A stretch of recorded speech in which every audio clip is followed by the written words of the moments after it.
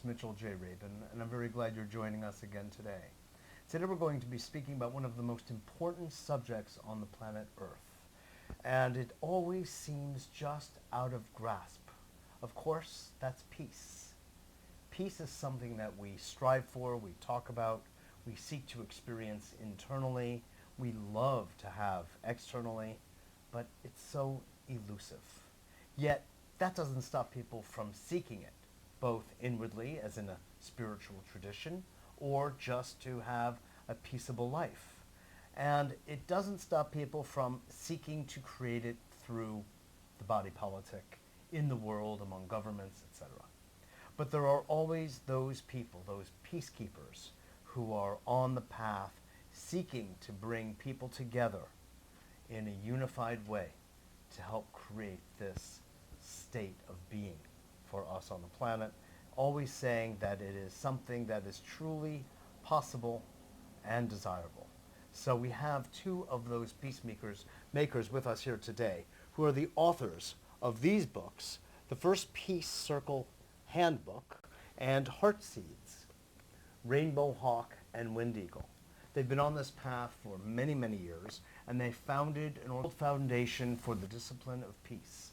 And in a few moments, you're going to see a video clip of their work in action in the world, and it's growing like wild. And first, I just want to say hello. Hello, Michael. It's good to be with Mitchell. you. Mitchell, I'm sorry. It's okay. It's okay. still good to be with you. I'm everybody anyway. It's still good to me. Good. And your piece is wonderful, and we're going to share it with the audience, and then we'll come back and we'll talk about it. Wonderful. Thank you so much for having us. Absolutely. Mhm.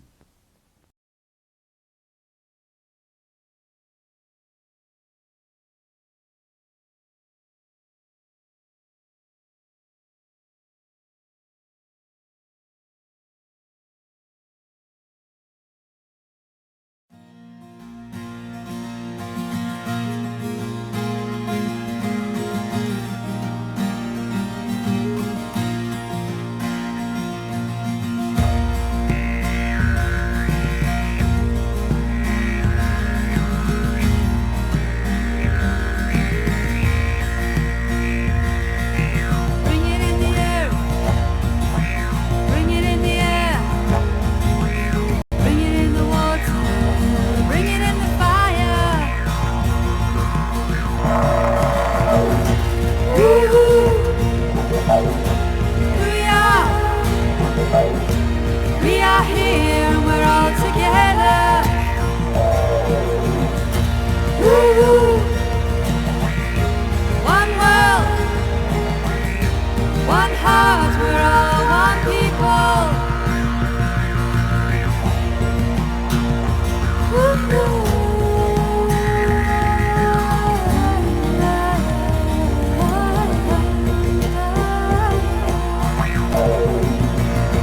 One world,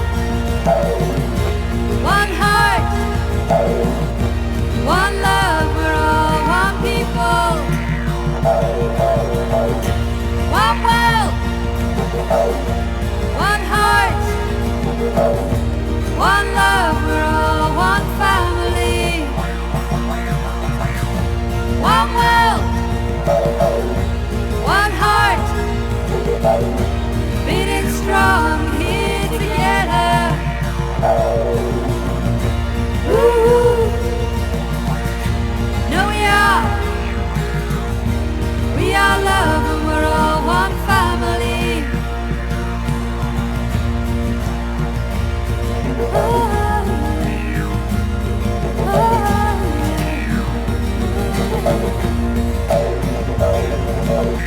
Whatever country, whatever land, brothers and sisters, join your hands across this earth as we're all here together. There will be peace and there will be love, shining out, going on and on through now and the future. Feeling inside, yeah, deep inside, giving out love to the universe, to the moon and stars above. One world, one heart,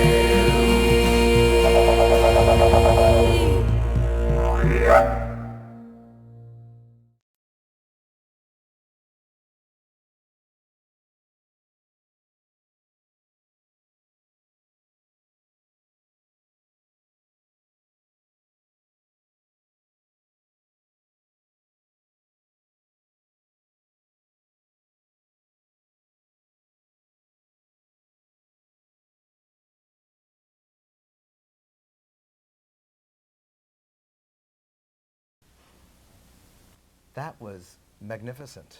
That was a beautiful piece that just said so much in so little time. I guess we don't have much time left, so it's really good. um, what's behind this? What is your own Rainbow Hawk? What is the background that you've had that has led you to this point in your life to want to do this kind of work? Well, everyone's life has kind of a way or destiny involved in it. When I was a young man, I was in World War II for 4 years. I experienced that, and it was a pretty devastating experience of looking at the madness of humanity during that time.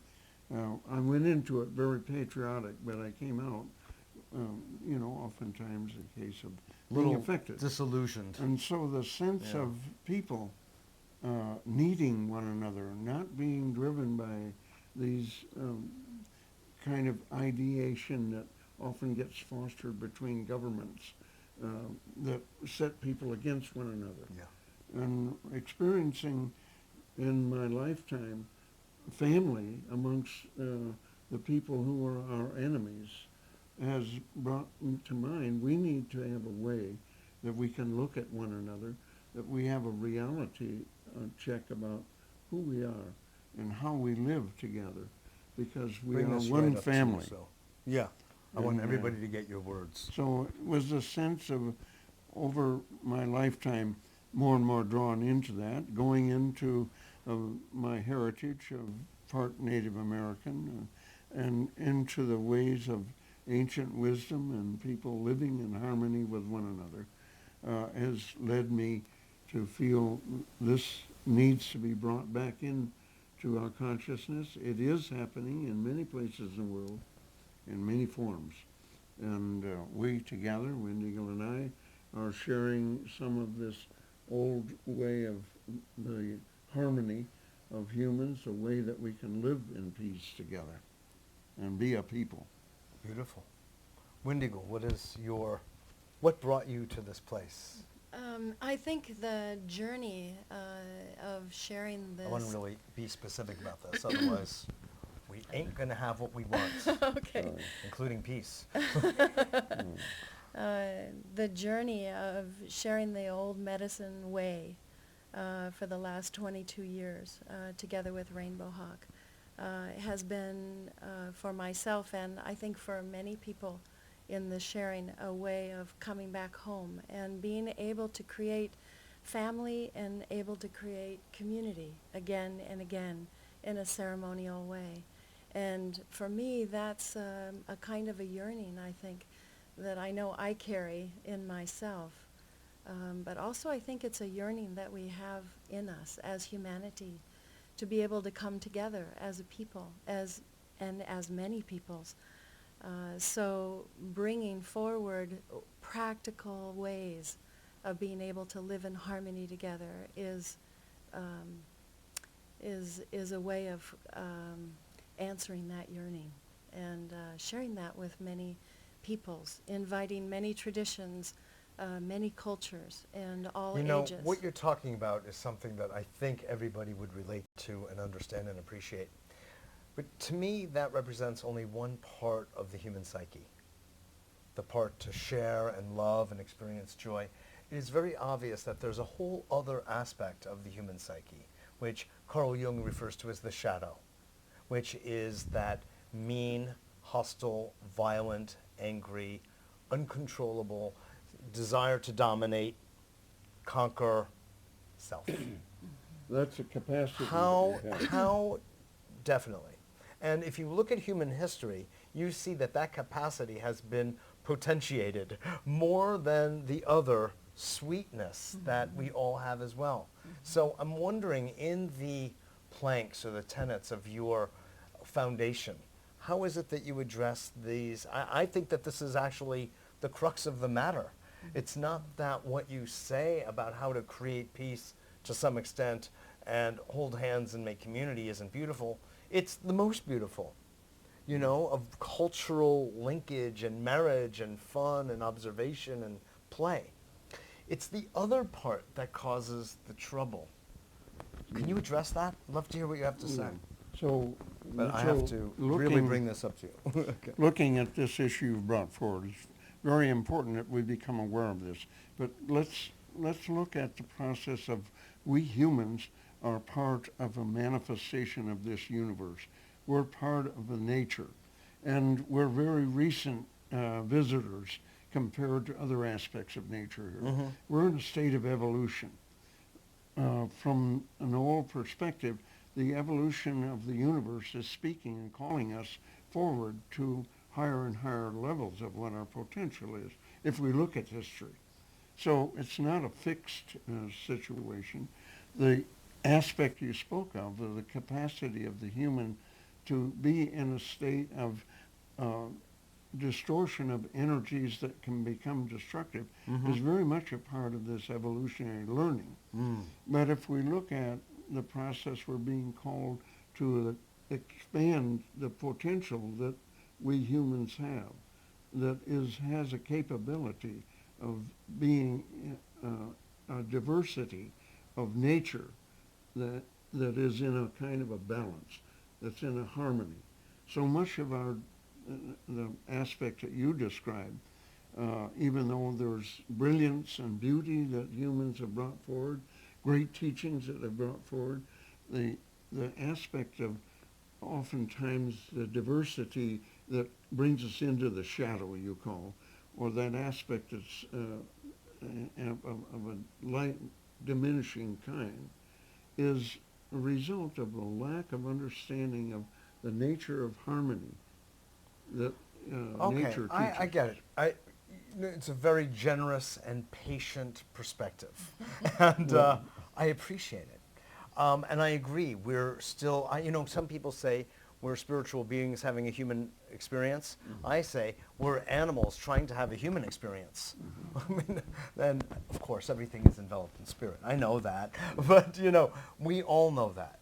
But in reality, looking at evolution, I see us really as that animal attempting to become conscious and harmonized with nature. That's my world. And what do you do in your teachings? Because you're going around the world. This is fabulous.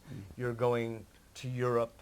You're going to maybe to China, right? You are really have a major outreach right now, and this is fabulous.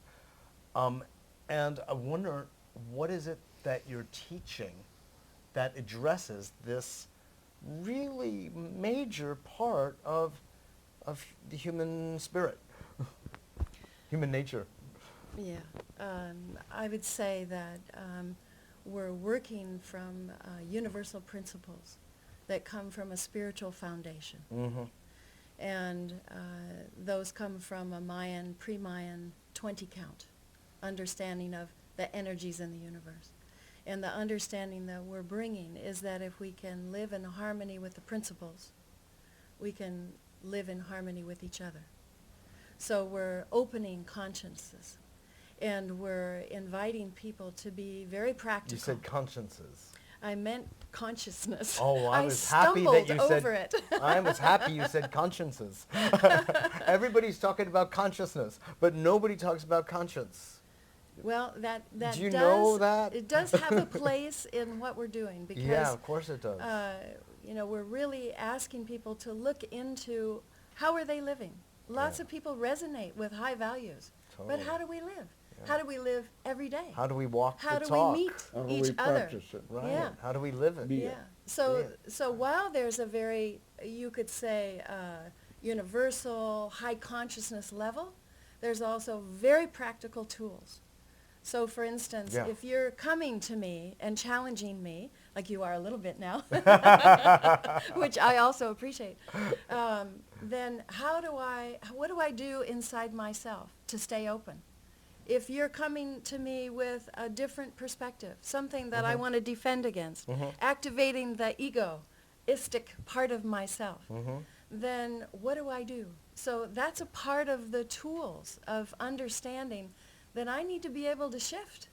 I need to be able to open my heart, or at least listen, so that I can find some kind of response, rather than simply reacting and protecting against what you have to bring. Right.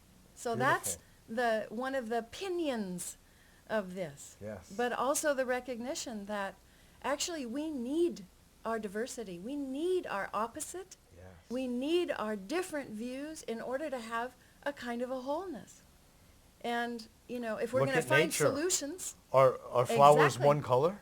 Exactly. Is there one kind of tree? Right. Boring. Right. And the same in the human population. So it's something I think we really have in our bones, Yeah. but we need to activate. Right. And we need to stand for something different. We need to make the change right here first. Exactly. And it isn't about changing anybody or anything outside of it. As they say, you know, the greatest peace or the greatest change starts at home. Exactly. That's what you know. Exactly. Yeah. Well, one of our spiritual elders, Yes. who was from the late 18th century, named Black Elk, Mhm. said some very powerful words. And he spoke about how important it is, if we're going to have peace, that we realize our true nature and our connection with all the energies in the universe. And until we do that, we certainly won't have what he calls first peace, which is peace in the self. And if we don't have first peace, we're never going to have second peace, which is among each other. And we certainly won't have third peace, which is peace among nations. It's a very powerful understanding of Yeah. how we need to move. Absolutely, I get it. You know, as you were doing this, and I was thinking about my own practice that I began really when I was 21 of Tai Chi Chuan. And there's a whole aspect of it called push hands, which has to do with receiving. Yes, yes, yes. And so there's the aggression coming, and you receive it as Yes. the opponent. Yes. Receive it, and then if you so choose, you can use their energy back against them, so to speak. Yeah. But, you know, so this has been applied in many different contexts, including business, how people can deal with each other. So if you meet force with force, you're going to get a lot of force and a lot of fire. That's right. But if you meet fire with water, that gets a little more interesting in a way. Yeah. Exactly. Yes. And So because anyway, this is a personal work that I'm gathering you help others in your groups Yeah. realize. Is that Yes. correct? Something like that? Many of the forms, an example of the martial arts in different kinds, Mhm. are relating with energy in a way that allows it to flow to a fullness of completion rather than just hammering head on. And very much of the consciousness we humans have as a capacity and can train is that mental consciousness of Aikido or Tai Chi or Taekwondo. Exactly. Because it's a sense of we don't have to be reactive. We're not forced to be reactive. We have a capacity of choice as humans to respond rather than react. Exactly. But that takes training. It And that does. takes practice of how we relate with energy.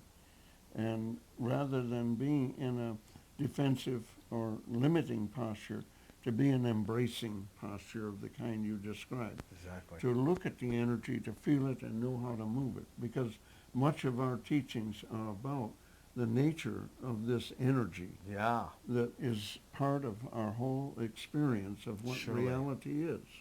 Now, I thank you for that. I really appreciate it. And it's, you know, peace is the thing we all so deeply want. And yet, as I was saying at the beginning, it's so elusive. It's sort of like there one moment and gone the next.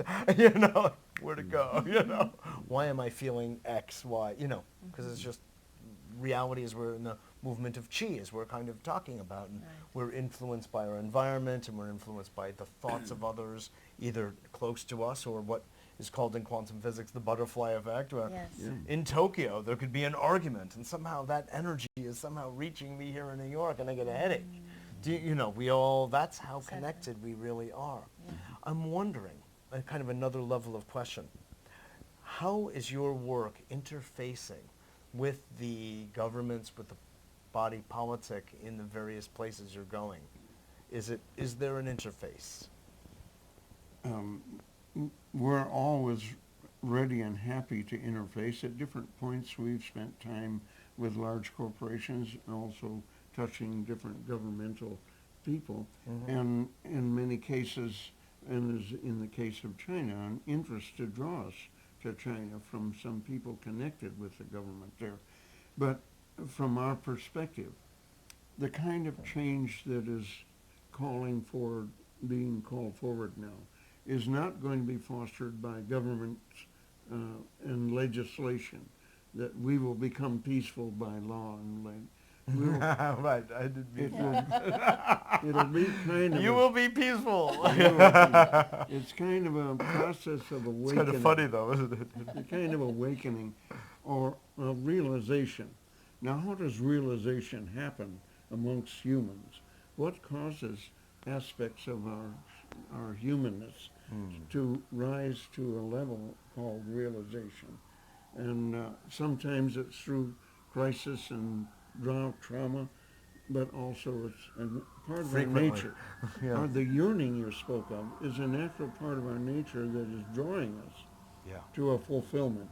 Let's have that as possibly a premise, rather than some abnormality. It's probably related to the part of us that is truly who we are. We're yearning for a development, an evolution. And the time has come, the evolution needs to be part of what we aspire to. Let's see how you react to this. Put it here and say it. Okay. All right. No, it's great. No, it all makes sense. What would you, I don't know how much time we have here, but I want you to, what would you like for the audience to know about your work and about what you feel people can sort of do inside themselves at home or wherever they may be to help to embody the teachings that you're putting forth, these universal principles? Well, there are many good things happening around the world right now in many ways, and if you're called to any of them that are leading to affirmative action in life, do it. But part of what we are offering is circles of people coming together to learn a process of practice that changes the way they sense the reality of the life they're living. And it changes into them a very affirmative form of life. And these are first peace circles. Mm-hmm. And I'd just like to say, in terms of doing something at home, to be able to get over whatever hurdle might be there, in recognizing that each of us can be effective in making change. I think so many people, including myself, at times in my past have felt like, how can I do something, anything that would help where we are in this world, changing from first dependence to independence. Now we need to get to interdependence. How do we actually contribute to that individually? And what we're holding is that when we're practicing first peace, simply meaning peace in myself, that is going to actually change things. Because, of course, we're all a part of this collective consciousness. We are affecting each other. I mean, you spoke about the butterfly effect. Yeah. Our energies do indeed affect each other. So when I am actually changing myself, there's a ripple effect.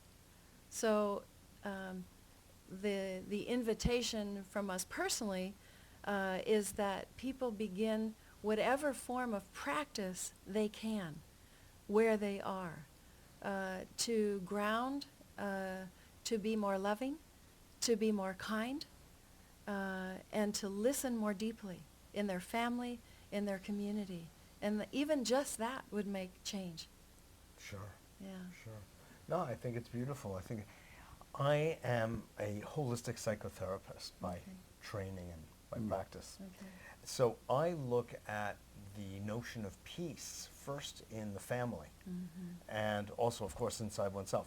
But because families are so interlinked emotionally, there's so like one heart per family, basically, and so how people get along and coordinate and cooperate is a central piece of the whole thing. Absolutely. You know, I came up with this thought many years ago as a, you know, probably as a college or high school student when I was, you know, marching in Washington, D.C. against the Vietnam War and everything. That, oh, you know what? If everybody just went home and made peace in their family, Yeah. and since everybody has a family of some sort, even if they're homeless on the street, they can go to a shelter and that becomes their family. If everybody did that, there would be peace. Right. There would be peace right there. I mean, like, It's the just soldiers one step would have away. gone home. Yeah, Yeah. exactly. It's one step. It's one step for each person, really. Exactly. And one of the tools that we use, which maybe many people are familiar with, but having an object, usually a stick, but it could be anything, of beauty. And if you hold it, I listen. The talking stick. The yeah. talking stick. Sure. It's very simple, but Yeah. it's amazingly Beautiful. profound. Truly. Because then we know we can trust that we'll be heard. And there's the magic. To be heard is the magic. You've got the talking stick right there. I do indeed. Well, I want to just say, perhaps you can make one last comment, but we're out of time for the moment, and I just really appreciate having you both on, and the work you're doing is very beautiful. Thank you. And Well, I this wish is- that you are completely successful. Well, you've raised some very powerful questions that we humans need to discuss together.